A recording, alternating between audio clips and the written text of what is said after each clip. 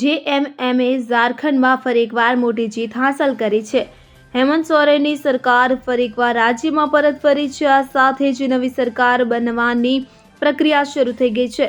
હેમંત સોરેન આજે રાજ્યપાલને મળ્યા, રાજીનામું સુપ્રત કર્યું હતું કે તેમની સમક્ષ સરકાર બનાવવાનો દાવો પણ રજૂ કર્યો હતો. જાણવા મળી રહ્યું છે કે તેમનો શપથ ગ્રહણ સમારોહ 28 નવેમ્બરે યોજાશે. આ શપથ ગ્રહણ સમારોહ રાંચીના મોરહાબાદી મેદાનમાં થઈ શકે છે. તેમાં ઇન્ડિયા ગઠબંધનમાં સામેલ અનેક પક્ષોના વરિષ્ઠ નેતાઓ આ શપથ ગ્રહણ સમારોહમાં હાજરી આપે તેવી શક્યતા છે. જો વાત કરવામાં આવે તો ઇન્ડિયા એલાયન્સના નવા ચૂંટાયેલા ધારાસભ્યોની આજે મુખ્યમંત્રી નિવાસસ્થાને બેઠક બોલાવવામાં આવી હતી કે જેમાં હેમંત સોરેન વિધાયક દળના નેતા તરીકે ચૂંટાયા.